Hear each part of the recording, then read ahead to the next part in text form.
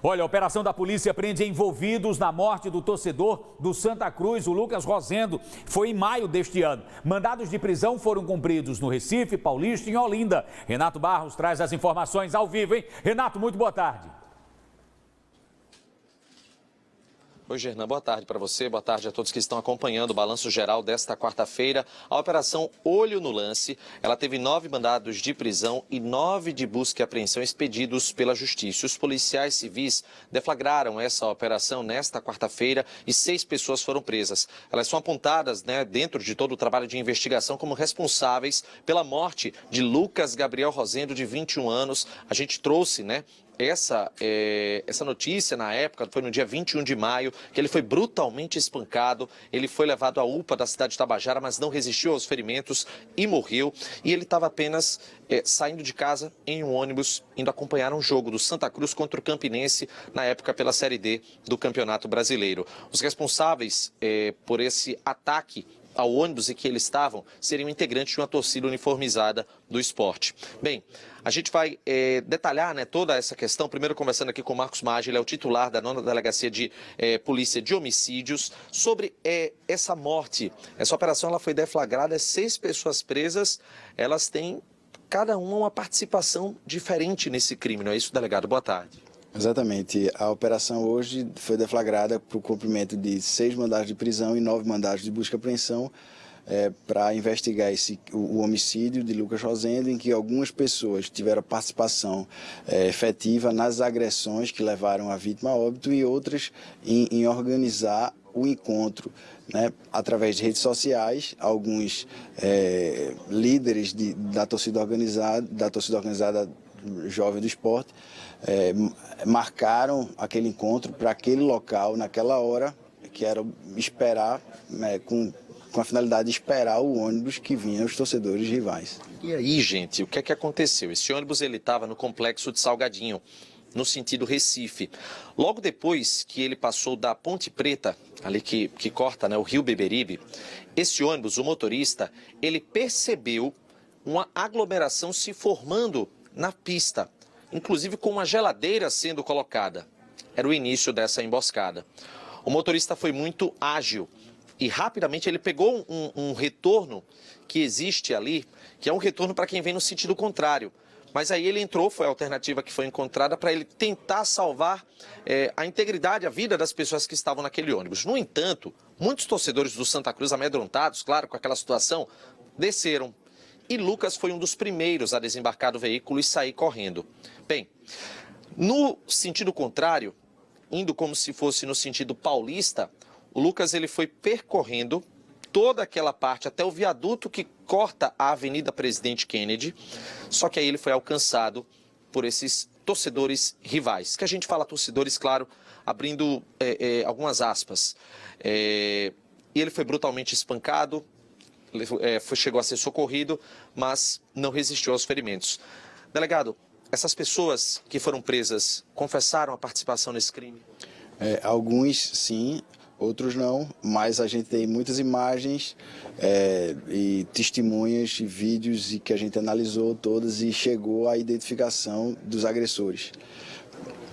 E diante desses elementos, a gente viu que 6 pessoas foram presas, mas o número de envolvidos ainda é maior. Ainda é maior. A investigação continua e alguns suspeitos vão continuar sendo procurados pela Polícia Civil e serão encontrados.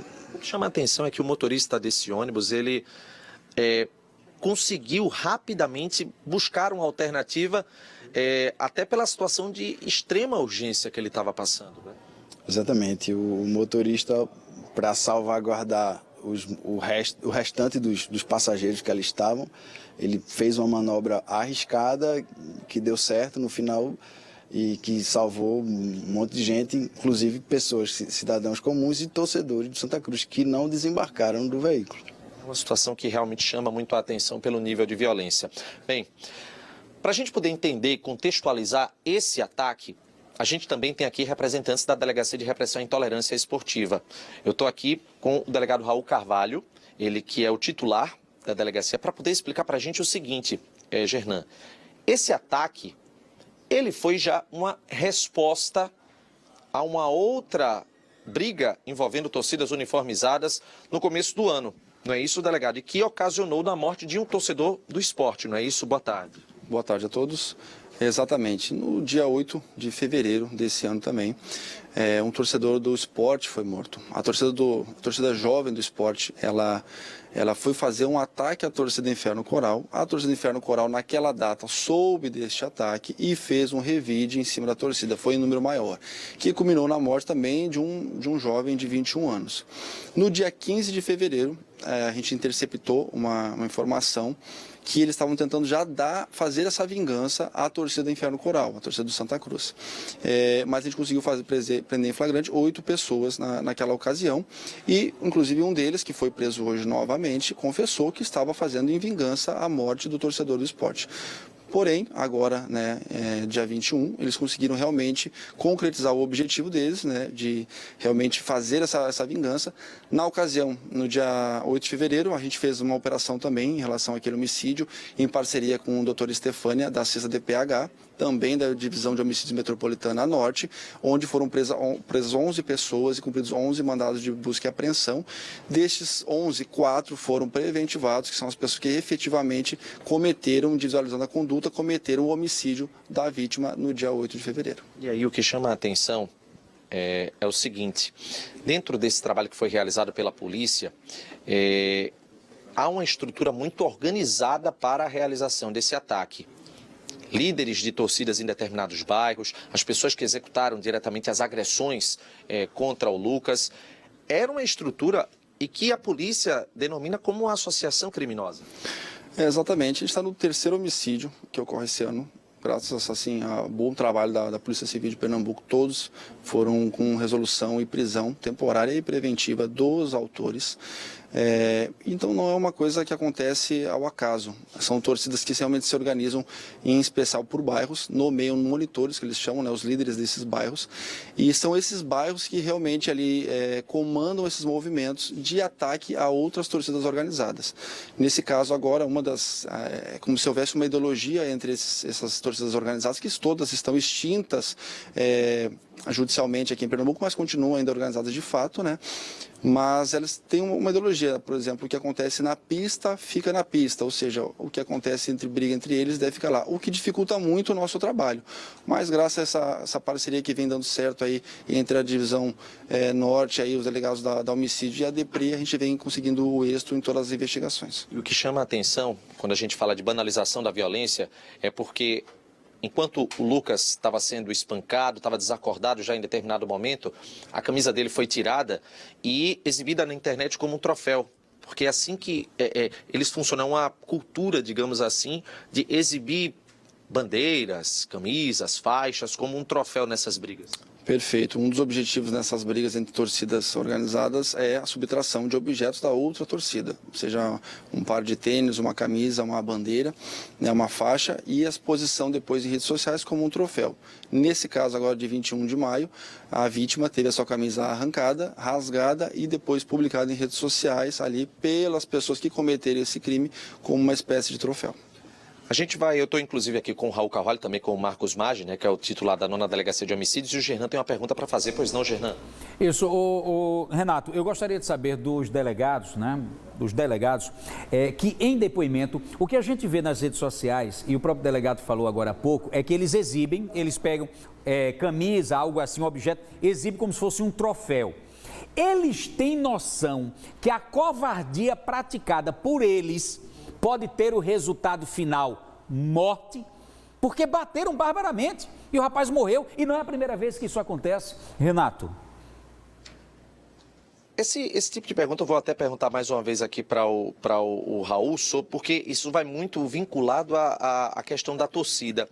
Quando eles praticam esses atos de violência, eles costumam falar sobre a real noção de que isso pode ocasionar em uma morte, algo que eles dizem que não querem apenas a briga. Eles chegam a revelar esse tipo de situação, delegado?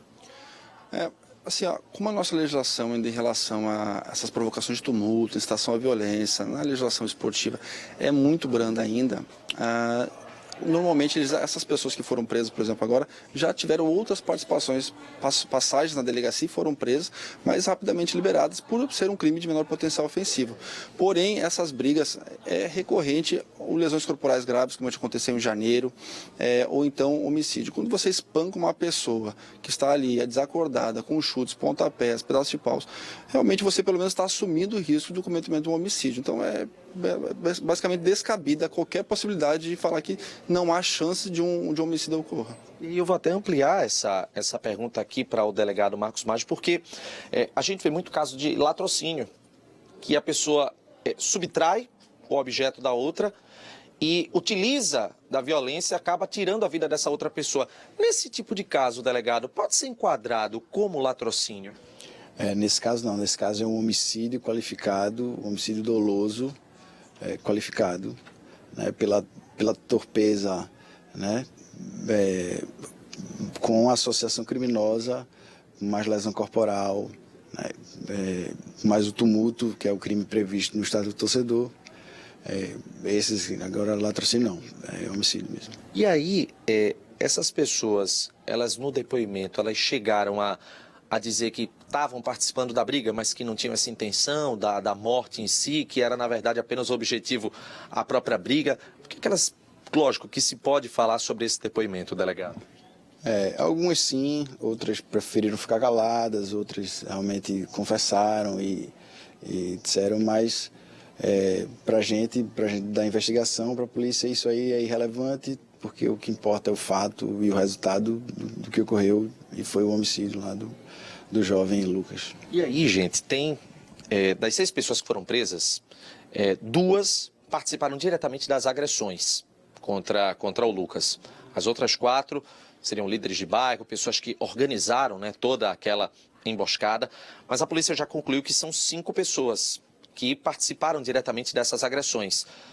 Além dessas 2 que foram presas, outras 2 já foram identificadas, mas ainda não foram pegas, vão ser, e tem uma que a polícia ainda está trabalhando para capturar, não é isso, delegado? Exatamente. Tem uma ainda que precisa dessa identificação, mas a investigação continua e vamos chegar nesse suspeito. Quais são as autuações dessas pessoas presas? Homicídio qualificado, associação criminosa, crime de tumulto, crime de roubo, porque alguns pertences foram retirados da vítima. Acho que isso. E aí, todas elas já estão na preventiva, já estão no cotel? Todos estão presos por uma prisão temporária e provavelmente será convertido em prisão preventiva e ficarão à disposição da Justiça. Certo, delegado. Obrigado aqui pela tua participação. Vou voltar aqui para o delegado Raul Carvalho, titular, né, da Delegacia de Repressão à Intolerância Esportiva. E, delegado, a gente sabe que esses episódios de violência, eles são, infelizmente, eles ocorrem com uma certa frequência, envolvendo torcidas uniformizadas. Dentro desse trabalho que vocês fizeram nesta quarta-feira, encontraram algum indício de algum possível novo ataque que eles estariam articulando? Bom, um dos objetivos do cumprimento dos mandados de busca e apreensão é a apreensão de celulares dessas pessoas e com a extração, que já foi autorizada judicialmente, né, a localização desses indícios também, gente. Então, mas principalmente ali é para realmente caracterizar a associação criminosa ali, a organização para esse evento, mortes que aconteceu, né. Então, basicamente é isso. Mas é claro que o material probatório que é realmente ali analisado relacionado às torcidas organizadas e à associação criminosa vai ser todo analisado. E na internet existem muitos fóruns, né, onde eles acabam combinando, articulando essas brigas, não é? Assim, a internet é um meio, hoje em dia o WhatsApp, a internet é um meio de você realmente conseguir demandar, passar uma mensagem e angariar um público, né, que tem interesse naquele, no caso aqui, briga, né, entre torcidas organizadas de uma forma muito rápida, então é utilizado sim. Delegado, sobre essa operação de hoje, foram muitos policiais civis que participaram de todo o trabalho e eles estavam distribuídos, né, não só aqui no Recife, mas também em Olinda e também em Paulista. Ou seja, muita gente se reuniu para praticar esse crime, não eram pessoas apenas de um bairro, né? Exatamente. Como há um ataque entre uma outra torcida, são as torcidas maiores aqui, né, de Pernambuco, eles precisam reunir forças, digamos assim, entre bairros distintos para conseguir realizar esse ataque, essa vingança. Que foi aconteceu dia 8 de fevereiro. Eles foram em número menor, a torcida do jovem, né, do esporte foi um número menor, e a torcida do Inferno Coral ficou sabendo, reuniu um número maior de outros mais bairros, digamos assim, né, mais monitores convocaram os seus membros ali, e aí conseguiram eles fazerem esse revide naquela ocasião. Por isso que agora a torcida do esporte realmente recrutou diversos monitores, diversos bairros ali e conseguiu esse ataque. Chama a atenção a conduta do motorista, não é, que ele conseguiu agir rapidamente, evitando uma tragédia, né? A gente enaltece aqui a conduta do motorista, a gente não divulgou imagens, né, por preservação daquela pessoa, mas ali realmente no estado de necessidade completo, porque no coletivo tinham outros torcedores do Santa Cruz que provavelmente seriam alvo e pessoas de bem também que estariam ali fazendo o transporte comum, poderia ser qualquer um de nós aqui, qualquer cidadão de bem, e o motorista realmente ele conseguiu parar a uma distância razoável para que conseguisse efetuar essa manobra, porque se ele tivesse aproximado um pouco mais, o ônibus seria completamente cercado e ele não conseguiria nem mais realmente se locomover, porque ele correria o risco de atropelar alguma dessas pessoas e aí ele sofreria as consequências. E ele foi muito hábil, parou, pegou uma contramão ali em estado de necessidade e realmente salvou, pelo menos de lesões corporais, com certeza, diversas pessoas. Delegado, para pelo menos finalizar aqui da minha parte, a gente sabe que a polícia, através da Delegacia de Homicídios, está à procura de outras pessoas que tenham envolvimento na morte do Lucas. O CORE está disponível, né, para receber essas informações. Quem quiser pode entrar em contato com a polícia, passar qualquer tipo de informação que é muito válido, né? Com certeza, tanto a Delegacia de Homicídio quanto a DEPRI, ela está à disposição ali pelos canais, tanto Instagram a nossa delegacia tem Instagram para isso, a Polícia Civil também tem, ali a questão do homicídio também tem, busque os canais tanto por telefone, qualquer mensagem importante, a gente garante o sigilo completo da informação em relação a essas pessoas aí, para que a gente consiga realmente capturar os que estão faltando. Delegado Raul Carvalho, muito obrigado aqui pela sua participação. Agradeço também ao delegado Marcos Maggi, titular da 9ª Delegacia de Polícia de Homicídios. E, Gernan, essas pessoas foram presas, estão à disposição da Justiça, como foi informado agora há pouco. A polícia está pedindo a prisão preventiva dessas pessoas que tenham envolvimento na morte do Lucas Gabriel Rosendo. E aí, dentro desse trabalho, ainda tem muita gente que está envolvida e a polícia está à procura. E das que agrediram diretamente o rapaz, que tinha apenas 21 anos, são 2 presas, 2 que estão identificadas, a polícia está à procura, e mais uma que ainda falta a identificação para que a polícia possa ir em busca dessa prisão, tirar de circulação e evitar que as partidas de futebol que são tão boas aqui na capital pernambucana, elas possam acontecer em um clima um pouco mais de paz, para que as pessoas possam ir sem aquele medo da violência envolvendo torcidas uniformizadas. Volto com você no estúdio, Gernan. Ok, Renato, tem que endurecer mais ainda, gente, porque é lamentável que situações como essa, principalmente morte, aconteça em decorrência de partida de futebol. É lamentável, afirmo mais uma vez, não são torcedores, são pessoas travestidas de torcedores, porque o verdadeiro torcedor, para que bonito quando há uma punição de mando de campo de determinado time lá, que proíbe a entrada da torcida geral, liberando só para crianças e mulheres. Caramba, como fica linda a partida de futebol, a torcida nas arquibancadas. Quando não é desta forma, uma violência desenfreada, o que eu acredito é que há uma pouca punição. Essa é a realidade. Se cada briga que acontecesse, dentro ou fora, em decorrência de partida de futebol, a pessoa fosse conduzida à delegacia física ou itinerante, no próprio estádio de futebol, ficaria fichada, identificada e faria a foto, a biometria, impedindo a entrada no estádio de futebol. E tendo por punição que se apresentar uma delegacia de polícia a cada partida de futebol que o seu time fosse jogar, durante o determinado tempo de punição. Mas não tem uma dureza muito grande na lei. Então, brigam, destrói patrimônio. Que coisa feia isso aqui, que coisa feia isso. Destrói carros, estabelecimentos comerciais, uma briga generalizada. E depois poucos são presos, quando não nenhum. Nesse caso houve uma morte, é um empenho, claro, da polícia aí de esclarecer o crime e de punir os culpados. Pode ter certeza absoluta que outros serão presos, viu?